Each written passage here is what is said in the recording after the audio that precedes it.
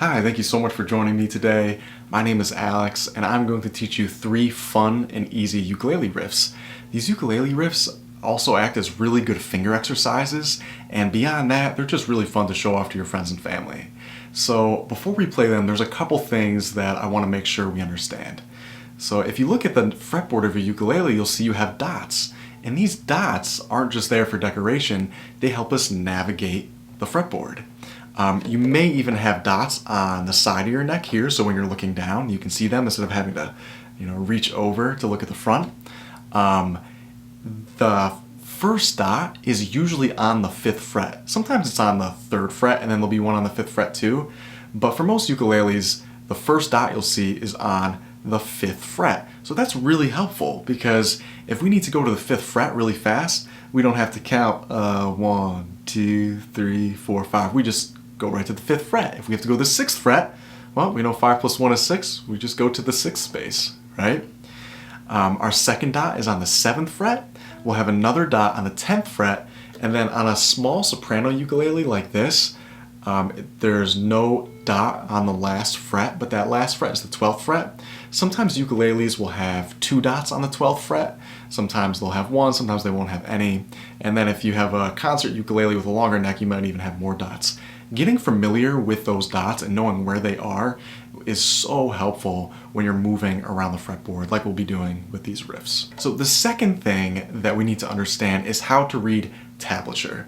Tablature is often how we play individual notes on the fretboard when we're not just playing chords. So the way you read tablature is you read it left to right. That's kind of our timeline, just like when you're reading a book. The lines going horizontally represent the strings. So we have the G string, the C string, the E string, and the A string is on top. Now this often confuses people. People say to me all the time, shouldn't it be reversed? Shouldn't the A string be on the bottom?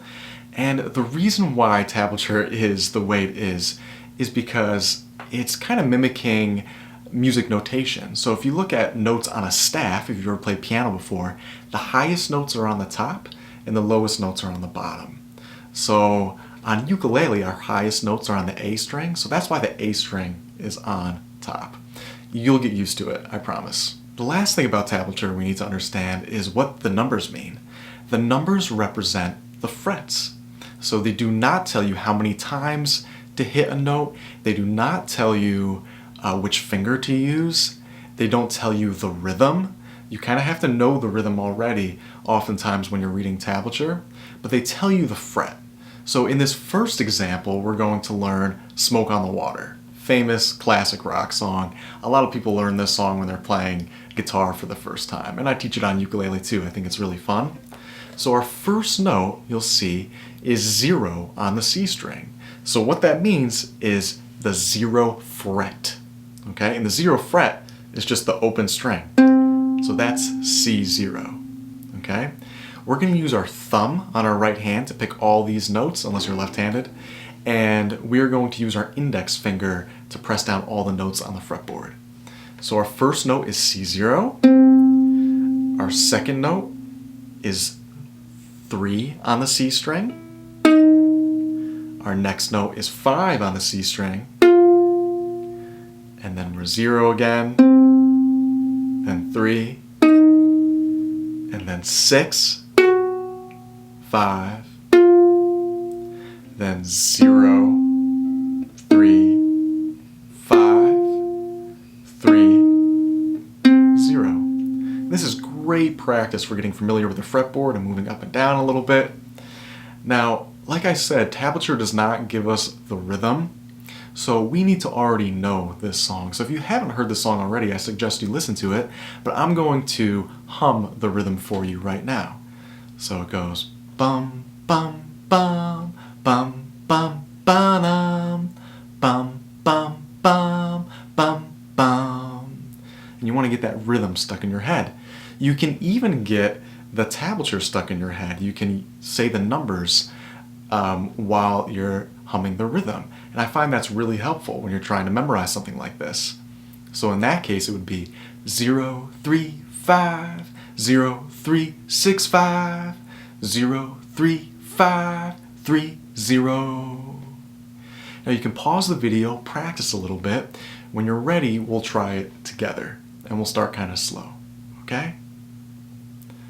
All right, so here we go. So we're using our index finger for all this, and we're only on the C string, so our thumb is just hitting the C string. All right, here we go. You ready? 1, 2, ready, go. 0, 3, 5, 0, 3, 6, 5, 0, 3, 5, 3, 0. Let's go again.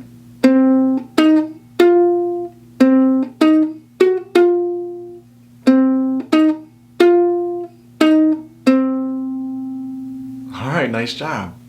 And one tip that I think helps is with your thumb. When I hit the C string, I push through to the string below, so my finger stops on the E string.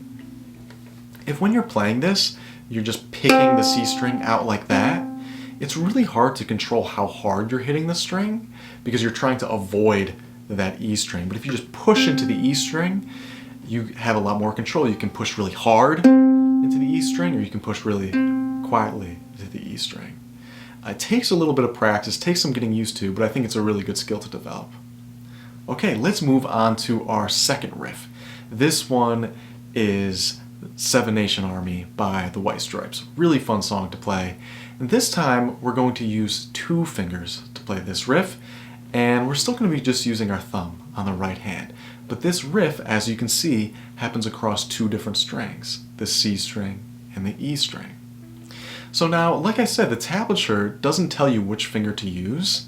Over time, as you learn the ukulele, it'll become more intuitive, but it's important to think about these things and to think, okay, what's the most efficient way to play it? Because oftentimes my students, they just want to use one finger for riffs. They want to use one finger for everything because it's just a little bit easier to control one finger. But that's not really efficient. We have 4 other fingers we can use.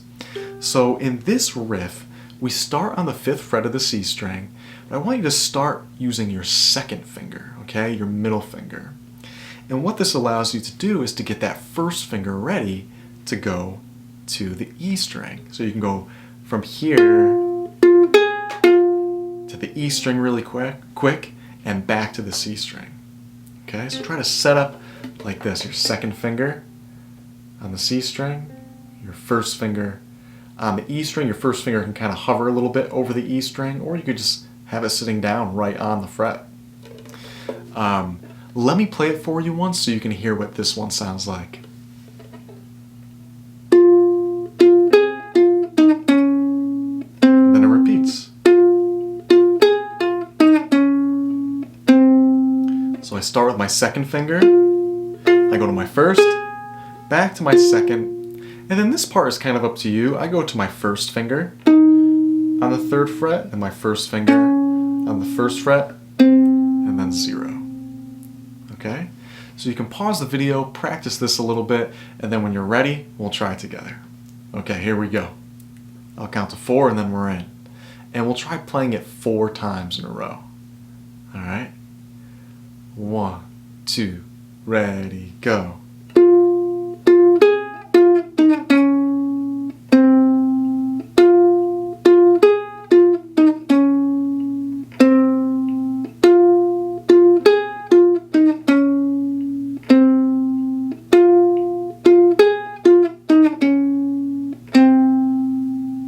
Nice job. Okay, now for the last riff. This is the toughest one. This is a song called Sunshine of Your Love by Cream. So this is an Eric Clapton riff. We're playing Eric Clapton on the ukulele. How cool is that? So with this riff, as you can see in the tablature, we're going across 3 different strings. And with this riff, we're not using 1 finger, we're not using 2, but we're going to use 3 different fingers for this riff. So we're going to start on the 5th fret with our 3rd finger. And it starts, so we go 3rd finger, 1st finger, back to 3rd finger. And one little trick I want to show you, you don't have to do this, but you could put your 1st finger down on that 3rd fret while your 3rd finger is still on the 5th fret. Because when you press down a note, you're shortening the string, right? You're pinching the string from the fret all the way up to the saddle up here. So if our third finger is on the 5th fret, anything behind it doesn't change the sound. So you could have this finger down already, and it makes it a little bit easier instead of jumping and then going back. Okay, so let me play the rest of this one so you can get the melody stuck in your head. So this one goes like this.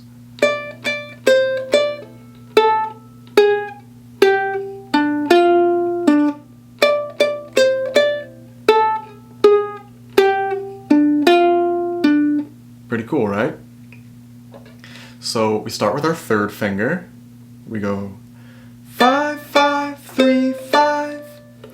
And then from here, your third finger jumps up to the E string, same fret. So we're still on the 5th fret. And then you go 5th fret with your third finger, and then 2nd finger on the 4th fret right behind it, and then 1st finger on the 3rd fret right behind that. So you're going from your 3rd finger to your 2nd finger to your 1st finger. Okay, so the beginning of this starts like bum bum bum bum bum bum bum. Alright? And then from here, so our 1st finger is on the 3rd fret of the E string. You're going to shift your whole hand back. Now your 1st finger is on the 1st fret of the E string. That's not the next note we hit, but it's a good position to be set up in. The next note we hit is 2 on the C string, and then we go to that 1st finger on the E string and back to the 2nd finger. Okay? So practice that on your own for a minute, and then we'll try it together. Okay, here we go. You ready? So starting on that 3rd finger. 1, 2, ready, go.